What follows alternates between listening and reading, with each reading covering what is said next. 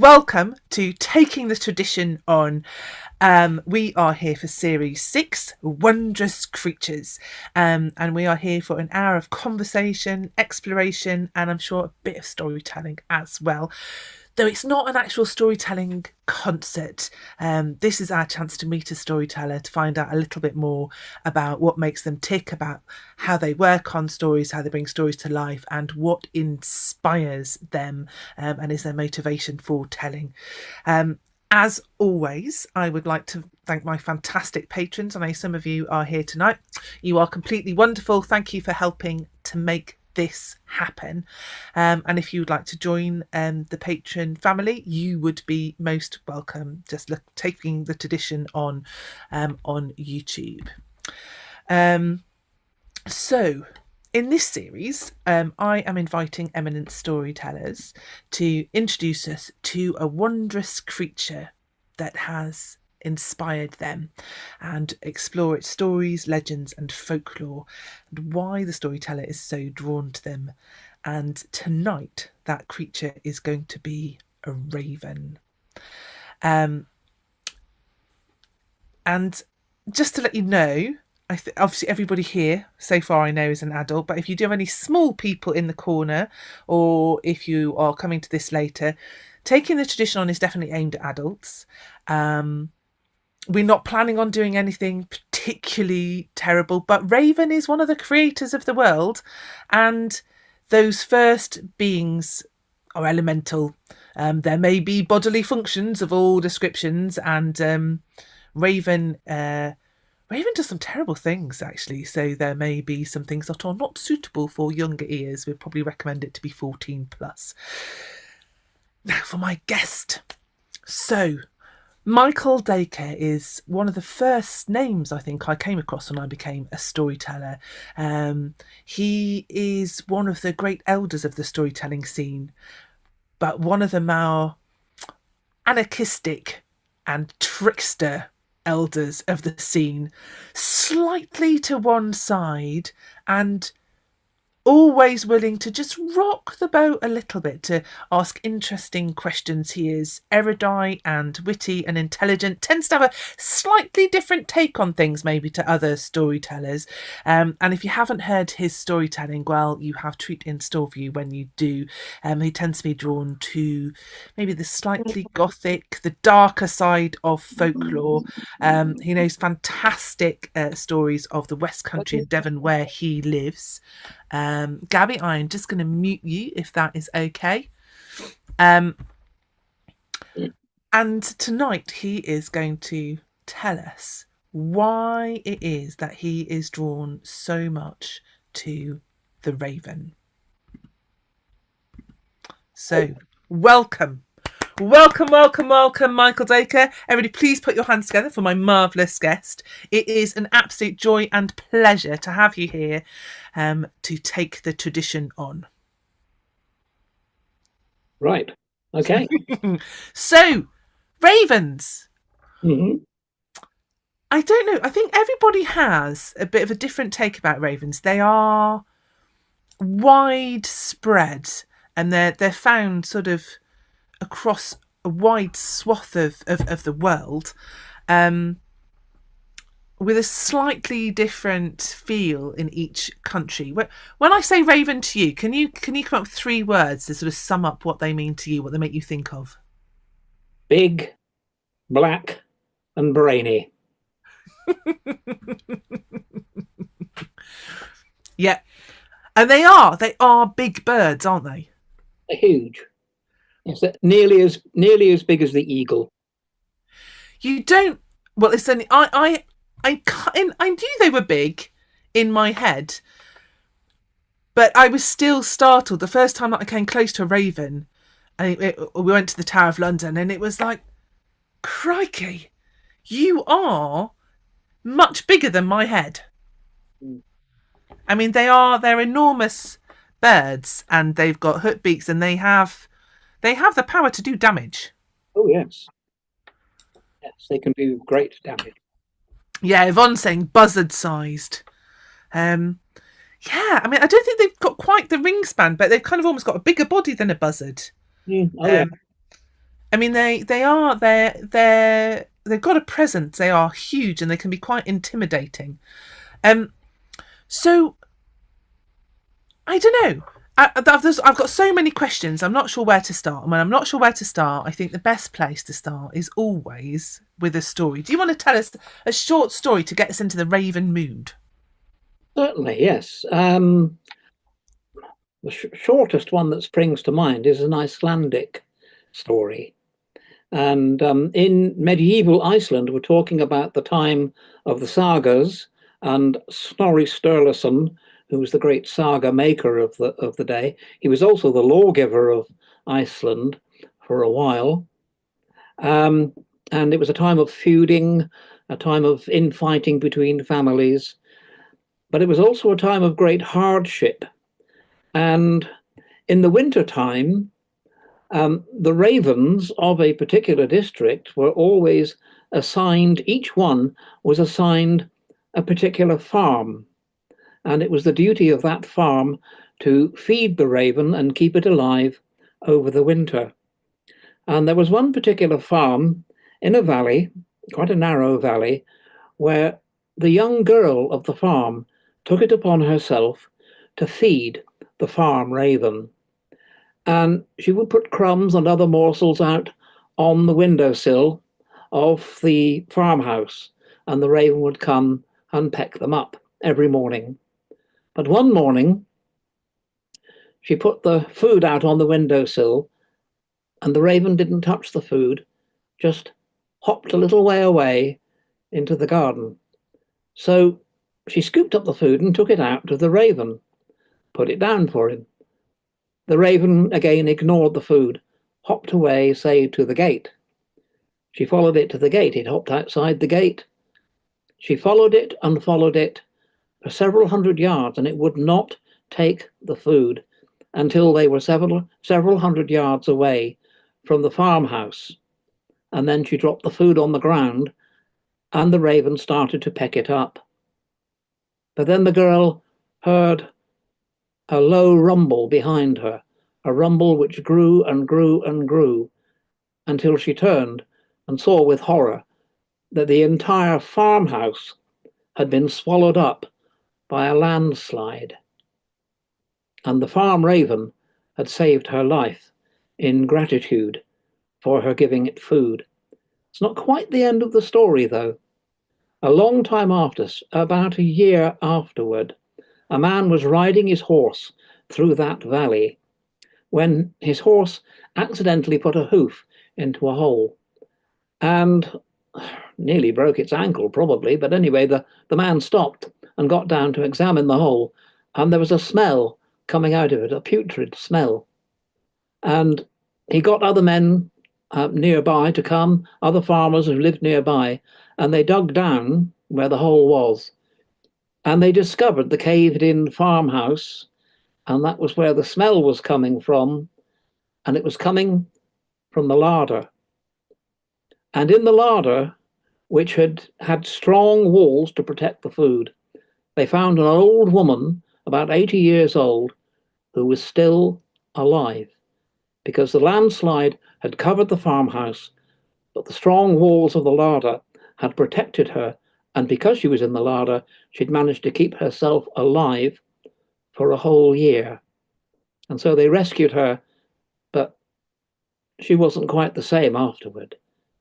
She was a little bit gone in the head, as you probably would be after spending a year underground.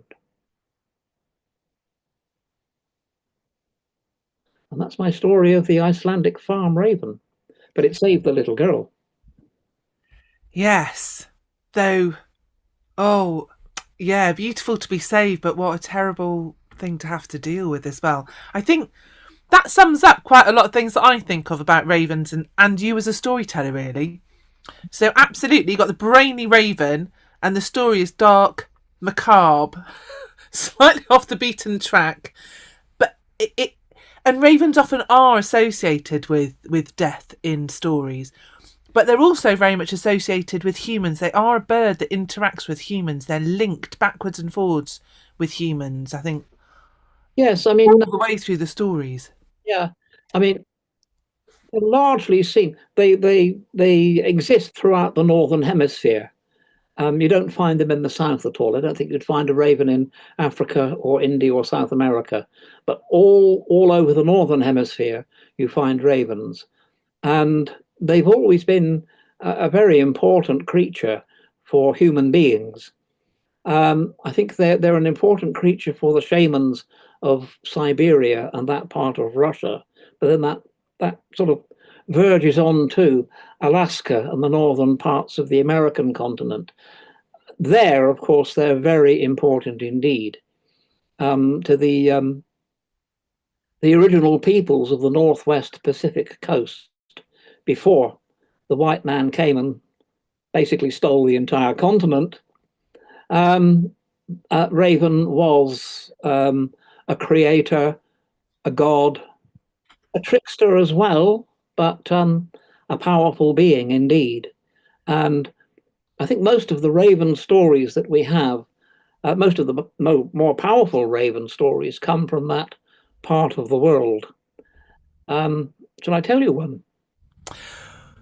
Um, yes, if that's where you want to get, because it's. I mean, what I was wondering is that where you first came. Oh, I don't want to derail you from the story, but I mean, but maybe to have a little bit of chat first, because you as a storyteller, I mean, ravens have been your companions all the way through. Is it through that powerful kind of the Native American traditions and Raven as a creator that you discovered ravens? Because you work do a lot of work with your wife Wendy, and you've done storytelling, mumming, puppetry, Morris, making giants, all kind of things, and to the point where you called your work together with your wife Raventales. So you've even named what you do after ravens.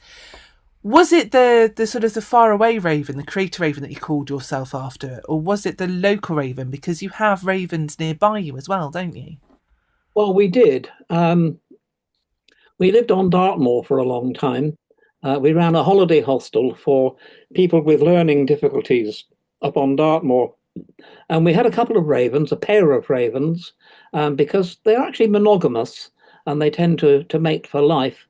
And if one partner dies, then usually the other raven will not take another partner, it remains faithful. Anyway, we had a pair of ravens perching or maybe even nesting nearby on the rusty old barn we had out the back of the of this 18-roomed corrugated iron bungalow that we bought for the purpose of this holiday hostel. And I was fascinated by them then, because they were so big. They were so big and so pretty obvious, you know. And I knew they were ravens because I looked them up. And once I wandered out onto the moor and purely by chance came across a live sheep with no eyes. And the eyes had definitely been pecked out probably by our two ravens that perched on the barn. I wouldn't be surprised. And yeah, they go for carrion. They're not a very brave bird. They'll fight if they have to, but basically they go for carrion or for something that's helpless and just lying there, unable to get up, like this sheep that had fallen over onto its back. So yeah, I think for that reason, and because of course in Norse mythology, the raven is very important. That's obviously because they not only go for carrion, but they feast upon the fallen after a battle, and that's one of their functions is to clean things up when things die, basically. But Yeah, and Odin as well, famously only one eye. I mean, I know he had to pay for it with his knowledge, yeah, but that's the point he gets, sort of his two memories, thought and memory. And I do wonder if sort of what happened to that eye and if that had something to do with bringing the ravens to him. I don't think so. I mean, he gave his eye to Mimir, the giant that personified knowledge, for a drink from Mimir's well. And it was Mimir who demanded the eye of Odin as payment for the knowledge. No, Hugin thought and Munin memory were just the two ravens who sat on his shoulder and flew around the world, bringing him all the news and of human beings and what they were getting up to, and the battles that were going on as well. And there's a line in the Elder Edda, which is the sort of the main and earliest repository of Norse myths. It's all in verse. A couple of lines actually. It says, "Hugin thought and Munin memory fly across the world, bringing Odin news. I am afraid for Hugin, lest he fly too far, but I am even more afraid for Munin memory, lest the thread be broken between him and Odin." Of course, it's easy to lose one's memory, much more easy to lose one's memory than to lose one's thought. And it's a very pokey line. Yes, yes, it is. But also, while we were doing this holiday hostel, I took our guests down in we had a minivan, and took them down once to what used to be the Dartmoor Zoo, which was down south. I can't remember exactly where it was, somewhere near Ivy Bridge, I think. And the Dartmoor Zoo had animals and creatures, birds, etc., local to Dartmoor itself. And in one rather large aviary, they did have a pair of ravens, again, a pair. And we went around and we had a look at all the other creatures, and fox and otter and things like that. And these two ravens were in this aviary, sitting on a sort of dead branch and looking really glum and bored, until a young woman came along with a couple of kids in hand, toddling along, and a baby in a pram. And she took the baby out of the pram and lifted him or her, up for a closer look at the nice birds, the ravens. And they immediately sparked into life and looked at this baby with eyes glinting with sheer anticipation and pleasure. And their obvious thought running through their little heads was food. And the baby knew this instinctively and started screaming. And the mother had to quickly usher baby and children away from the ravens as fast as they could. And I thought then, wow, these birds are quite something. Yeah, that was quite an experience. And Well, then later, this is it. I mean, eagles are sort of famous for taking lambs, but ravens really are as well. And there's definitely a bit of an unhappy relationship with farmers. So it's really interesting, that story of the farm where each farm is given a raven to look after, because that's no. The raven is assigned a farm, not the other way around. And the ravens get together in a what's a convocation of an unkindness of ravens. They get together. There you are. You see, an unkindness of ravens. That's the collective term.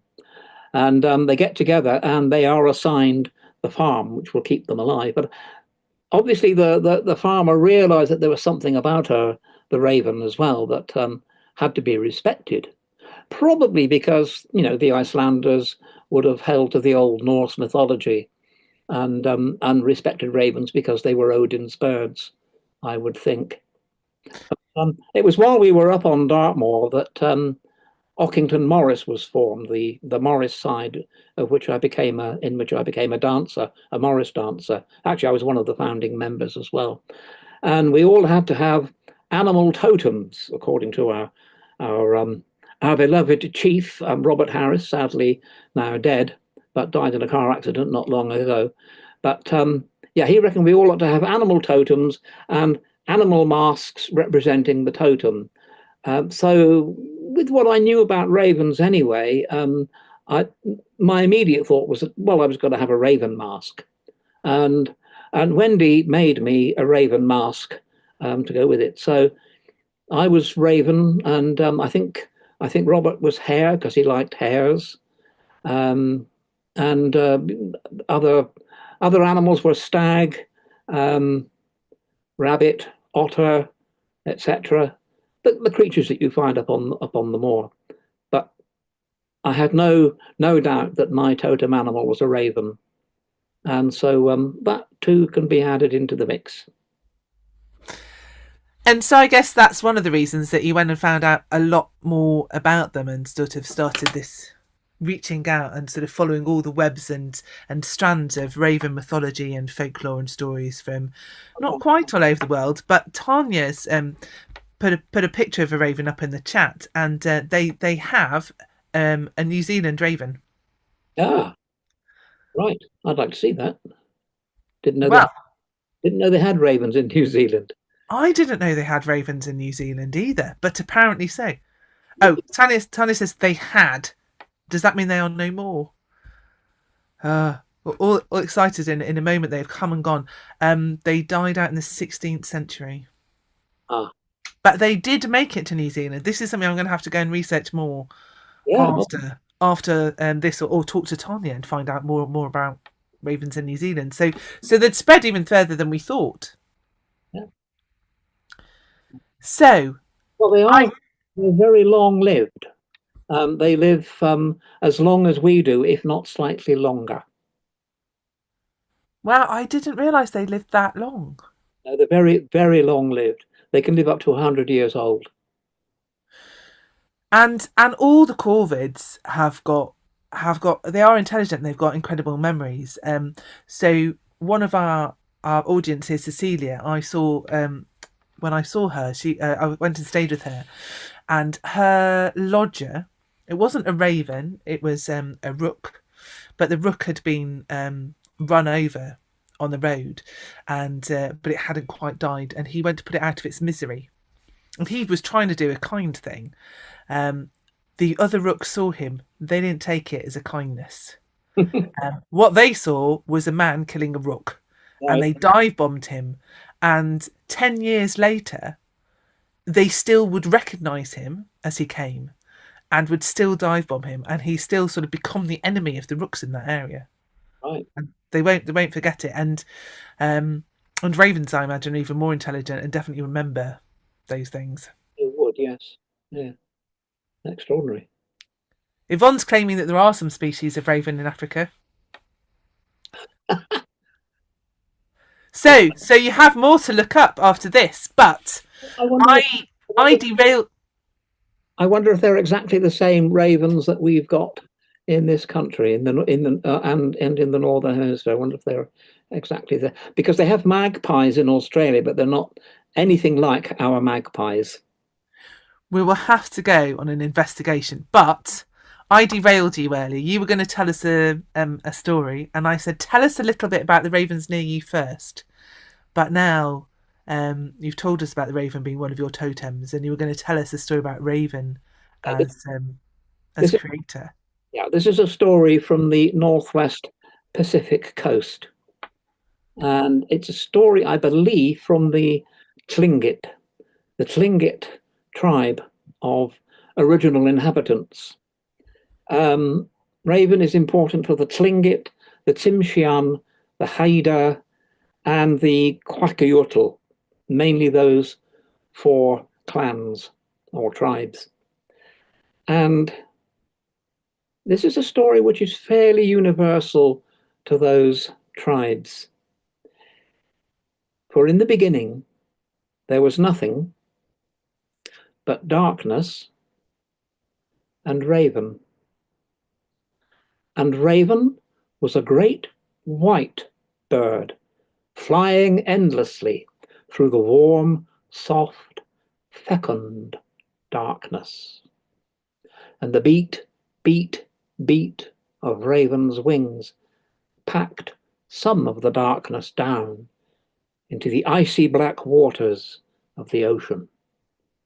And the endless beat, beat, beat of Raven's wings packed some more of the darkness down into solid earth. And Raven got interested in this creation business and made creatures to live on the earth. But they were poor, weak, sickly creatures, crawling around in the endless darkness.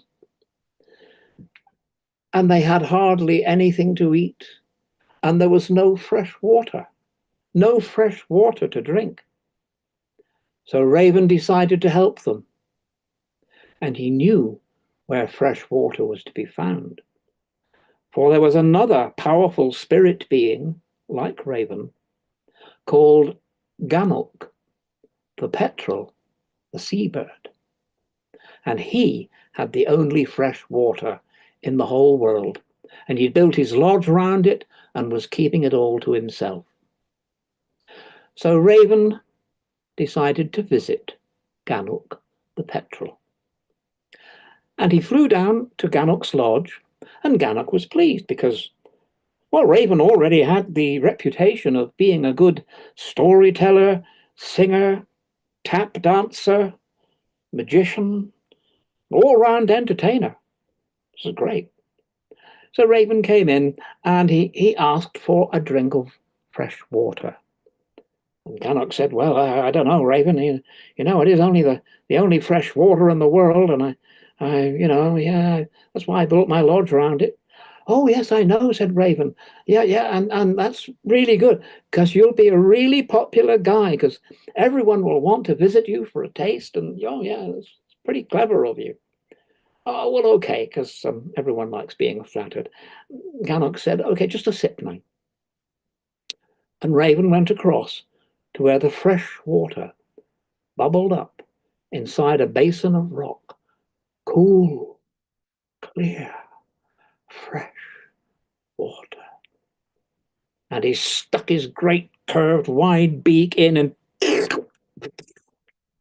and he slurped and he slurped and he slurped, and Ganok rushed across and pulled him back and said, hey, Raven, what are you trying to do? Drink the spring dry? Well, that's exactly what Raven was trying to do, but he... sorry, Ganok, yeah, but, I was thirsty. Eternity's kind of a long time to be flying around without a drink. But then he sat down and he began to tell Ganok the petrel a story. And this was what Ganok was waiting for. So they sat down either side of the fire in the middle of the lodge, smoke going up through the smoke hole, and Raven began to tell Ganok the longest, dullest, most boring story in the world. Now, in the original, it says that he told Ganok how Raven created the world, but he went on and on and on about it. But in my version, he told the story about 4 grey, boring brothers called Dull, Duller, Dullest, and Dead. And they went on a long, grey, boring journey in which nothing interesting happened. And Ganok fell asleep. Snore, Ganok, snore, said Raven. And he darted across to the spring, and he, to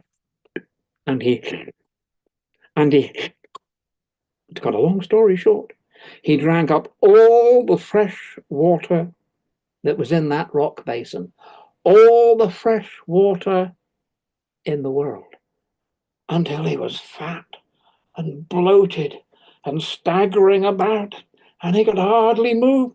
And Ganok awoke with a snort and saw what Raven had done. Why, Raven, you doidy rat, you come here, you tell me a boring story, you say me to sleep, and you steal my water.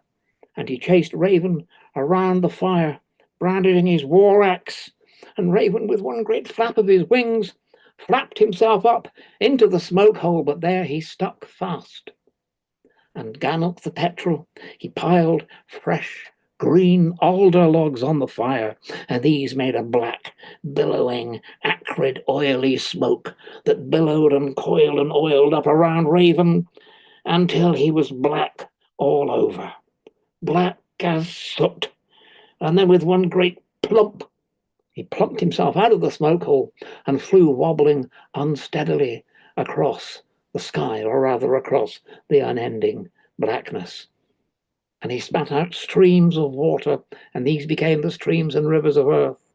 And he spat out little gobbets of water, and these became the ponds and the lakes of earth. And it was in this way that Raven brought fresh water to the world. But the smoke that had billowed up around him in Gannoch's smoke hole changed him forever.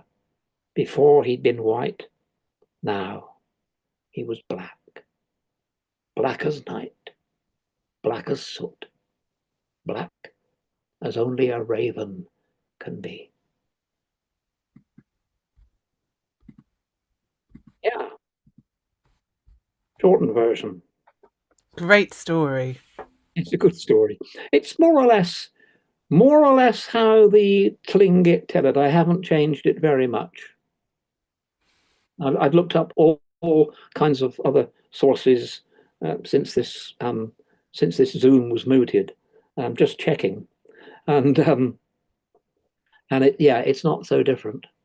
Although, of course, one must be wary of appropriating other cultures' stories, and I'm always aware of that. So I change it and I westernize it, and it's probably not recognizable to an elder of the Tlingit tribe, I hope.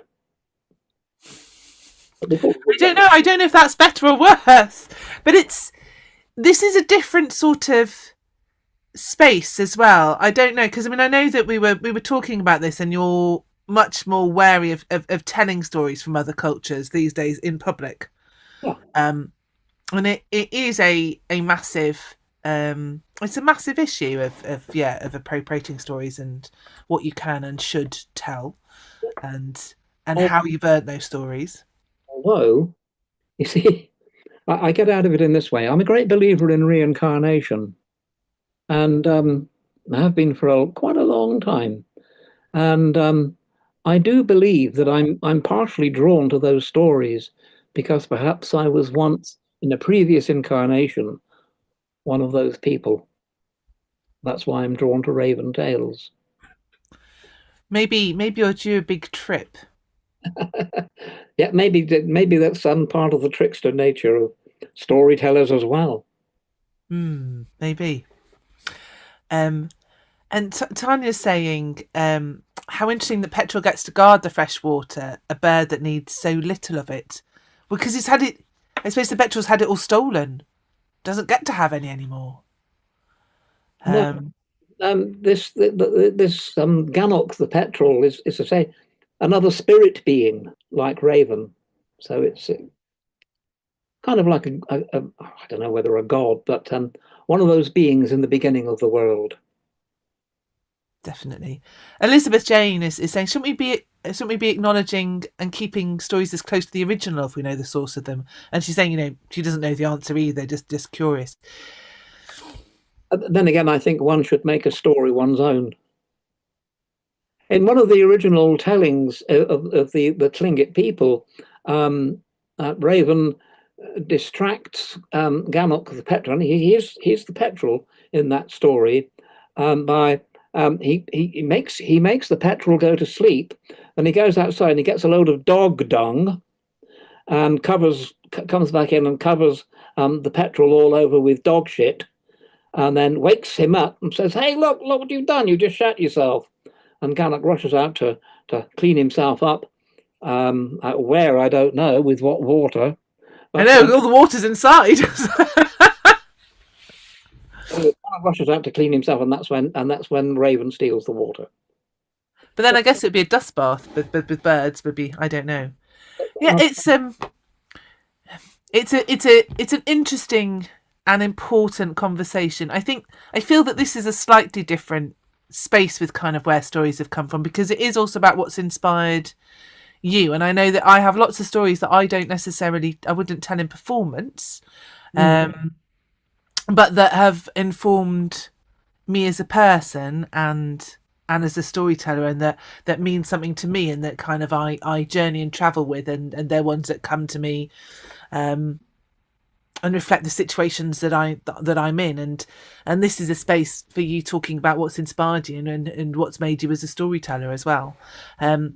So I think that this is, because there's some more comments in the chat as well. I think the cultural appropriation story question is really important, and it's one that we have discussed about. Yeah, well, Elaine saying, I'm agreeing it's not the place for the discussion.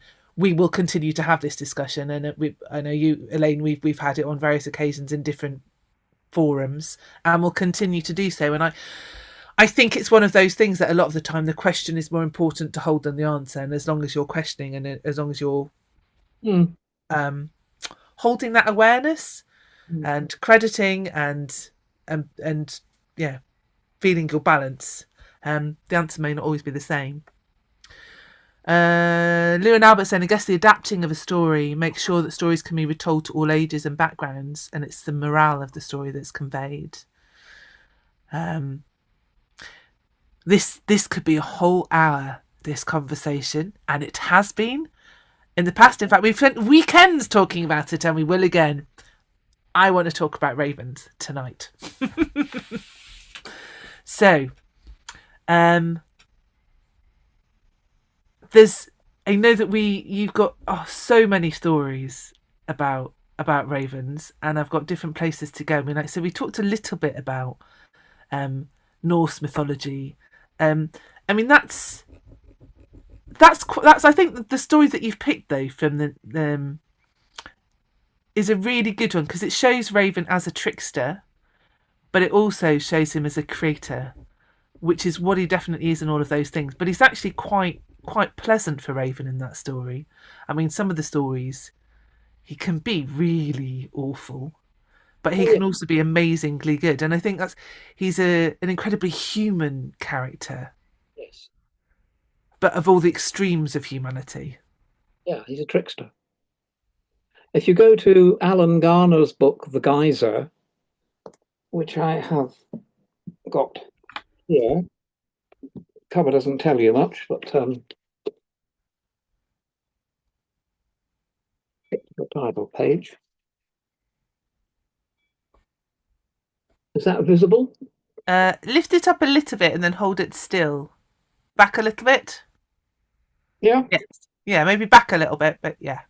Okay. Perfect. Yeah. The Geyser. Anyway, Alan Garner's book, The Geyser. One of the first stories in there is about Chulyen, who's actually he calls it a crow, but I think it's very much like the Raven stories. And in that, Chulyen is a complete crook and a villain and an absolute bastard, right from the word go. He steals a canoe from a friendly giant who made it so that he could go and look for his lost sister. The giant never sees it again. He picks up a seal who wants to have a ride around, and basically pecks the seal to death and then eats all the blubber. He disguises himself as a man, marries a chief's daughter, and is eventually driven out of the village because they realize who he is. He's killed by the people of one village and thrown onto the trash heap, and only comes alive again when magpies circling overhead are pissing on him, and he gets annoyed, and that's what makes him come back to life. And then he goes on being very, very nasty to everybody until he meets a whole load of animals, entices them onto a rope bridge he's built across a canyon, gets them to jump up and down, and he says, if you jump up and down, you'll all turn into human beings. And so they jump up and down, hoping that they'll turn into human beings, because, of course, being a human being is the absolute acme of what every animal aspires to. They jump up and down, and the rope bridge snaps, and they all fall to their deaths. And Raven swoops down and feasts on eyes, because eyes are a raven's favourite food, going back to the sheep that I found originally on Dartmoor. And then he gets a twinge of conscience. Right at the end, he gets a twinge of conscience. And he thinks, I've been a bit of a bastard all my life. Time I did something good. And then he goes off and everything goes black, because a rich man, or the old one at the source of the River Nass, has stolen the sun and the moon and the stars and is keeping them all to himself, just as Gannoch the petrel kept the fresh water. And so Raven goes and he steals back the sun and the moon and the stars and gives them to humankind, and that's why we've got those things in the sky. So thanks to Raven. Julian stories, he kind of redeems himself. Mm. And I think it is funny how it keeps coming back to the eyes, and I always thought that was a bit apocryphal. I didn't think they really did it. I mean, I suppose my first contacts with the Ravens were things like and first coming onto the folk scene were things like the Twa Ravens. Ye sit on his white neck bone, then I'll peck out his bonny blueen. With many a lock of his golden hair, then we'll make our nest when it grows bare. We'll trim our nest when it grows bare. And there is that's what I didn't realise it was actually what they ate and what really was a delicacy for ravens, and yet it really is. Yeah. But we've been talking about the maybe the less the intelligent side, but the less kind side of raven. Maybe why that kind of group of ravens is called an unkindness. But they can be incredibly kind, don't they? And they look out for each other. And you were telling me, because you went off just looking for local ravens and stories about actual ravens. Can you tell us a bit more about them?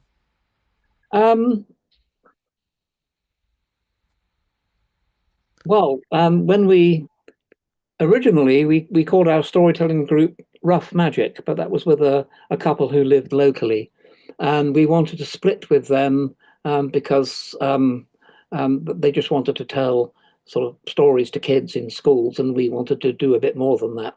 So, in order to make a split, we gave them the name Rough. We said they could use the name Rough Magic, and we had to find a new name. So I thought Raventales. And that was immediately sprang to. Wendy didn't object, so Raventales we became. Then we needed a brochure, and we had an artist friend who lived just up round the corner from us, or used to, and we'd made the acquaintance or the friendship of an American artist called Edwina Jakes, who lived in the next village from us, Bow, just up the road. Bow, B-O-W, one of the shortest place names in England, twinned with Saint-Martin de Bienfait-la-Croissonnière in France, one of the longest place names. And, anyway, she lived in Bow, and she had a cottage there with a huge garden at the back, and she'd made the garden into a gigantic aviary as tall as the house and as long as the garden, because she'd actually come into a pet raven.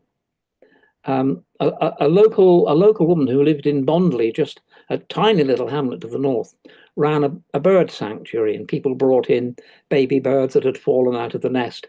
One was a raven, a baby raven. Now, officially, you're supposed to give any raven like that to the Tower of London, where their wings are clipped and they become fat and lazy and pick up the bits that are given to them by tourists. She didn't want that to happen to this raven. So she heard that Edwina was looking out for a pet raven, because Edwina, like me, had always been drawn to ravens. So she gave Edwina the raven. Edwina christened it Morvran, female raven, and Morvran means big raven, basically. After more, big, Vran, raven. And that brings us back to British mythology. Vran the Blessed is a raven. And that's why, well, to cut a long story short, that's why ravens are in the Tower of London. Because, of course, Vran the Blessed, at the end of the entertaining of the Noble Head saga in the Mabinogion, the head is taken to London and buried facing the English Channel. And as long as the head is there, so it is said, we will never be invaded. But we no longer know whether the head is there or not. And so they have ravens in the Tower of London so that that little myth can be carried on and England will no longer be invaded. Well, because the ravens will leave when the head goes. Exactly. Yeah. If ravens left the Tower of London, then we will be invaded. But anyway, so Edwina had this big black raven called Morvran, and I knew about this. So I went with this friend of ours who was an artist, Paul Diffie, very good artist, over to visit Edwina one afternoon, and he sketched and drew Morvran from the life. And I was there as we spent about, it must have been a good hour with this raven. And she was completely free, sitting on a dead branch just outside the cottage at the back in the back garden. And she was unnerving, very unnerving, partly because of her sheer size and her sheer beauty, because they're not just black, they're iridescent. They've got turquoise and blue and hints of gold and silver in them as well. And gigantic, and her eyes were fixed on us the whole time. And it wasn't an easy experience. I thought, when is she going to attack us? And if she does, what can I do? And I'll defend the eyes first of all. Instant response. Yeah. But she was so beautiful, so beautiful. And I fell in love with her, and I fell in love with ravens all over again. And Paul made this marvelous brochure for us of Morvran, the raven, drawn from the life, sitting on a sort of half-buried head with the tors of Dartmoor in the distance. It's still the best brochure we've ever had produced. But while we were there, Edwina told us all sorts of stories about Morvran, because she had quite a history. They once had a very beautiful young man, a black model, a black American model. It was sort of I don't know, modeled for Vogue and magazines like that. And his face and his complexion was worth thousands and thousands and thousands in insurance. And Morvran took an instant dislike to him. No. Felt threatened. I think she felt this was a rival. And she, not immediately, but when he was there, and he was being photographed, of course, next to Raven, and this raven. And after a few minutes, she started to attack him, and she went for the face. And they had to get him out of there as fast as they could, because this face had been insured for so much money. They had to get him out. And anyway, the whole session was a complete failure because of Morvran's jealousy of this beautiful young black man. And on another occasion, they'd had a party, and Edwina was quite high up in sort of high up circles. And she had a sort of posh society lady there who allowed Morvran to take a sip out of her champagne glass. Morvran drained the entire glass and then spat the contents into the lady's face. And well, reenacting, well, terrible. But the bringing champagne to the world. The pokiest story was told by Edwina's partner at the time, Mike, and he said Edwina often had to go to the States on business because she was a well-known and very successful artist. And on the way back, as soon as she was gone on these trips, Morvran, the raven, went into a sulk, moped, wouldn't eat, wouldn't fly around, wouldn't say anything, because she did say a few words. You can teach them to talk. And just sulked, just sat on her perch and moped until Edwina came back.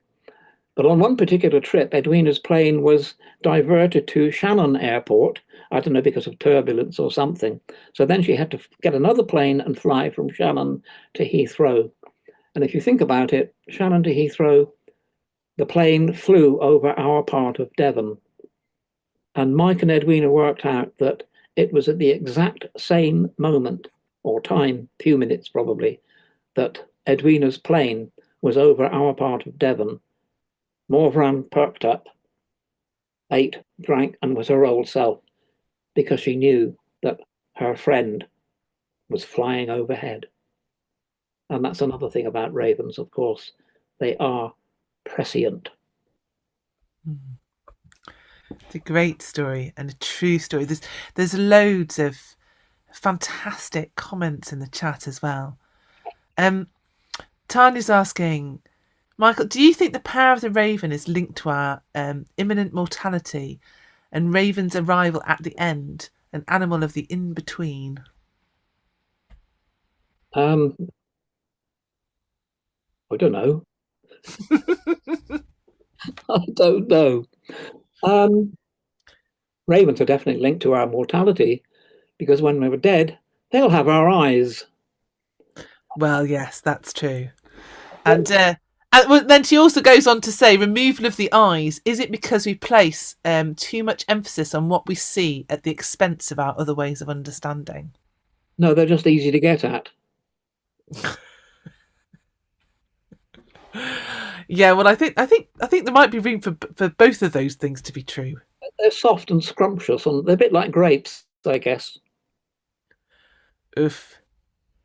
But yeah, I can see that, and that's also why Odin has to give up his eye. I mean, I'm not entirely convinced that Mimir uses Odin's eye particularly. It's the sacrifice that's the important bit, isn't it? And it's and again, yeah, the removal of the eyes, yeah, putting the emphasis on other ways of understanding, and ravens are access to that. They are thought and memory and prescience and like you said at the beginning, they're big, black, and brainy. They're intelligent, and they can.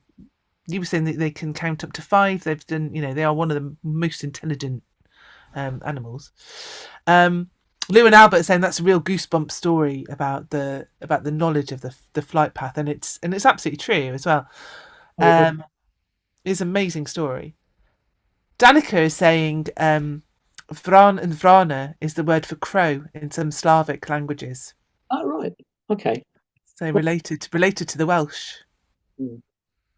Yeah. Yeah. Obviously, the F in Welsh being pronounced as ver anyway, so Vran is yeah. Oh, yes. Yeah. Does Mimir have a jar of eyes? I don't know. I don't know if Mimir collected them from anybody. If it was just Odin. I think it was just Odin. Yeah.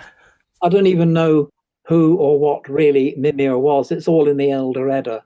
And some say Mimir was a dwarf. But no, I mean, we know so little Norse mythology has actually come down to us. Yeah. I Remains mean, it's just really he's the guardian of the well and the guardian of the knowledge. yeah, the knowledge. And, Yes. and the keeper of all of that knowledge and sort of doling it out, and I suppose that thing of too much being not a good thing, and all, but valuing it as well.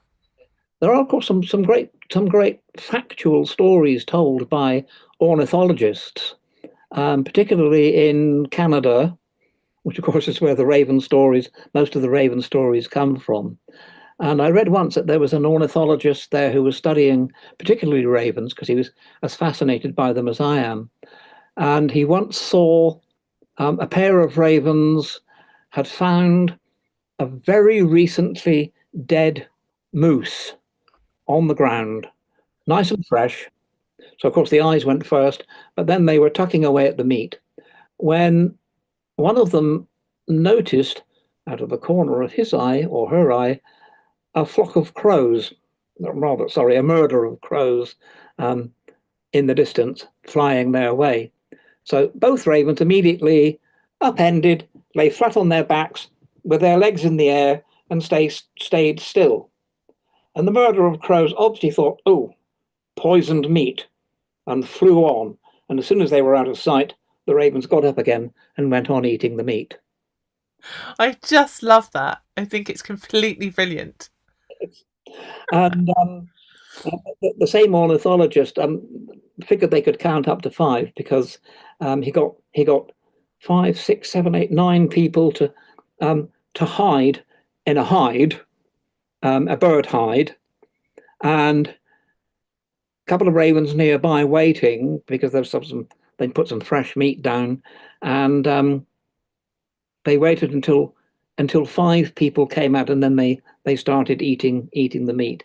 Well, anyway, by this they proved they could count up to 5. And the last story, I'm going to dispute that as a method of whether they can count up to 5. I think they can count up to 8 or 9 or whatever. They just let 5 go and reckon we can take the rest. Like 8, ooh, but 3, yeah, we could have them. could well be. They're big birds. They're quite daunting. just lowering the odds a bit, I think, really. Yeah. And the other one that I like about this guy, I can't remember his name now, but I ought to sort of say who he was, but I can't remember. We can look it up and put it in the notes. We can tell people later. Yeah, same guy, same ornithologist. Once saw a raven that had an injured wing, and it managed to get down and lay itself down on a ledge of rock halfway up a cliff. But there it was quite vulnerable to other predators. But another raven came along, nothing to do with that first raven, not its mate, just another raven. Saw the first raven's predicament and helped it, fed it and warded off predators for 3-4 weeks. I don't know how long a wing takes to heal, but long enough for the wing to heal sufficiently so that the injured raven could get off the ledge and fly back to its mate or to its nest or wherever it lived. And that was completely, what's the word? Not philanthropic. It's completely selfless. I think philanthropic is quite a good word for it. Like Yeah. the word like philanthropic, but it's not quite the word I expect other people will know. There you go. We've got a whole load of suggestions. Altruistic. Altruistic is the word, yeah. Solidarity. Altruism. Yeah, but altruistic. Yeah. So I did promise that there would be a Q&A at the end, and I've been trying to take things off the chat. We are sadly coming to the point of needing to wrap up soon-ish, but then we can definitely squeeze a few questions in if people have questions that they want to ask. And while you're typing, I love this. Tanya's suggesting we could have a story fair with games like Guess the Number of Eyes in Mimir's Jar. I love that. Oh dear. I think you were saying something quite heartfelt, and then I just realised that I was just suddenly corpsing into laughter as I saw Tanya put that up. Revise in the nearest jar. And Desmond is saying, ravens are connected to the god of, in Greek mythology, ravens are connected to the god Apollo, who is the god of prophecy. So, yeah, well, another sort of connection with that, with the ravens and prophecy. And Yvonne saying also the Morrigan in Irish mythology. Yep. Madden saying that makes the biblical story of ravens feeding a prophet more likely as well. Oh, yeah, I'd forgotten about that story. Yes, it's the ravens that come and feed the prophet, isn't it? Yeah, they come and feed. Is it Elijah? I think it is. Yeah, I was just racking my brains, and I think, yes, it is Elijah, isn't it? Yeah, ravens feed Elijah. Yeah. Keep him alive. Yeah, no, they would. And your T-shirt, I know you've been desperate to show your T-shirt off. Give us a proper look at the T-shirt. Tia Mickey's was there looking. She noticed the amazing Raven T-shirt, the Raven skull. Raven skull, yes. Wendy saw it online and bought it for me. Well, you've got a good one there, Michael. I've got 2 raven masks that she made. I can't show them to you because they're upstairs in the loft, and it's spooky up there. I would imagine that your loft is both a complete trove of wonders and absolutely terrifying. Probably. Because Wendy is an amazing artist. I mean, every storyteller should have a Wendy. I'd be delighted to have a Wendy in my life. You make I'm telling this story, and suddenly these masks and shadow puppets and backdrops magically appear. So I imagine that your attic. I have dreams about your attic with just amazing backdrops and kind of puppets hanging from the ceiling. It'd just be amazing. I'm not sure about that. I think we've given most of the giants and puppets away to other people who can use them more than we can. I don't want the reality. Okay.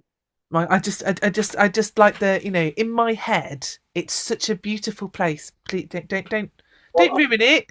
I don't know. I haven't been up there for years, so don't dare.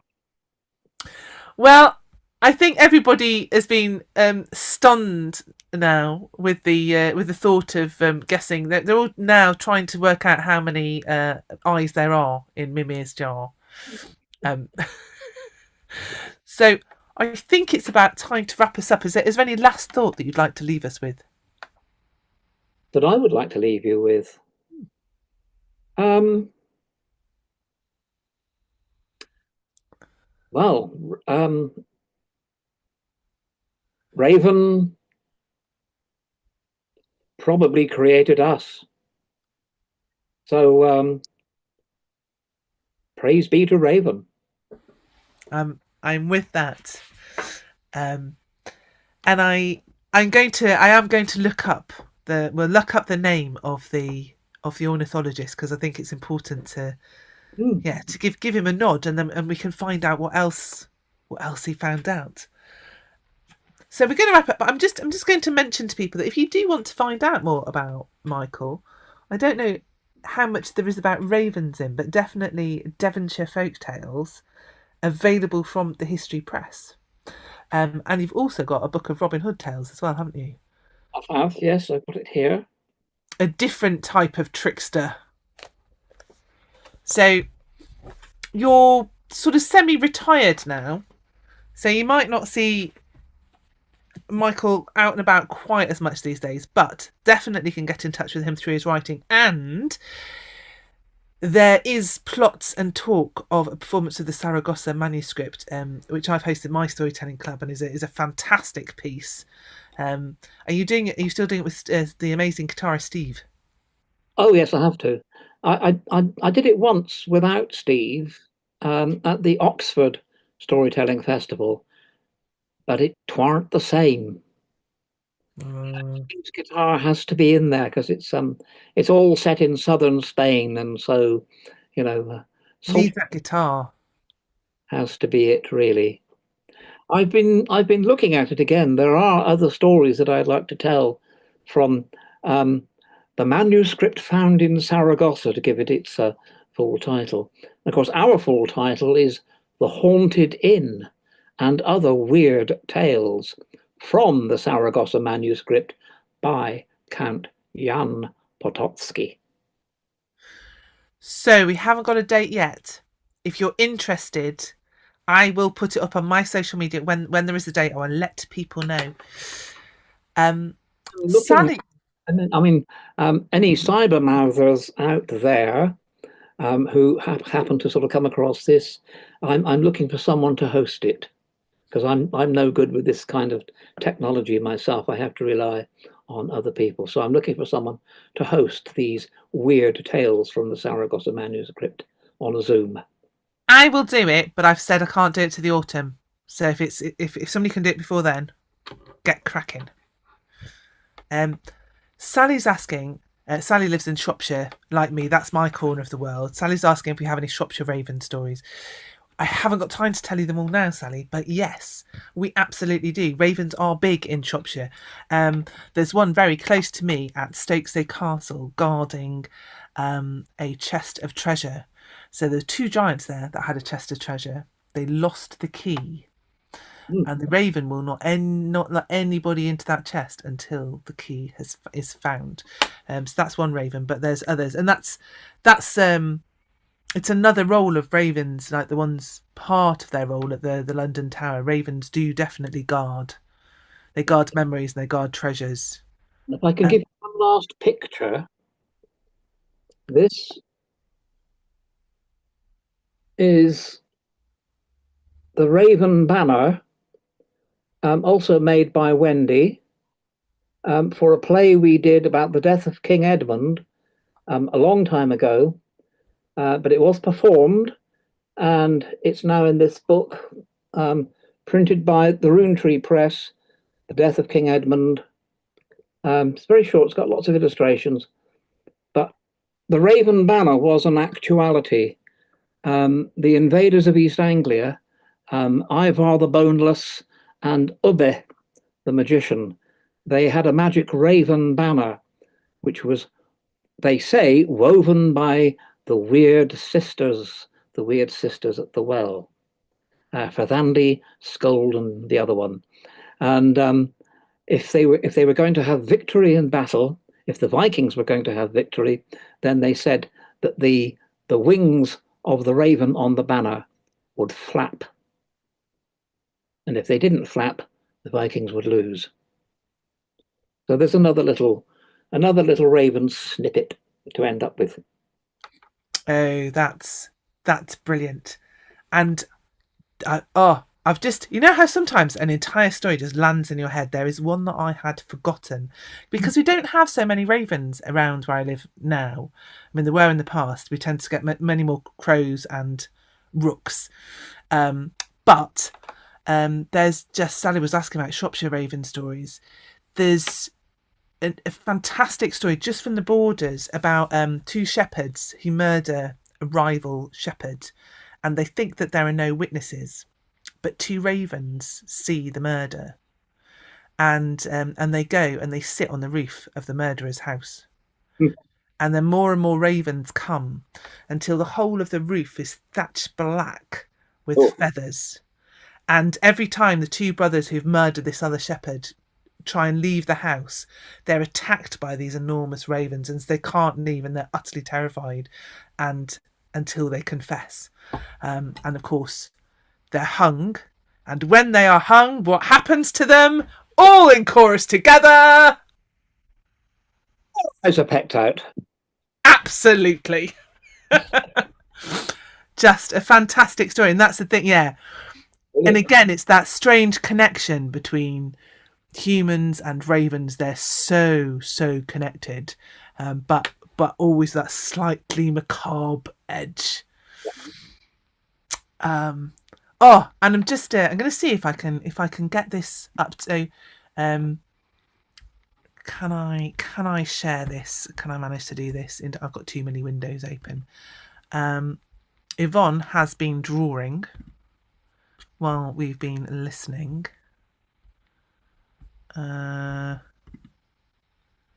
Is it going to?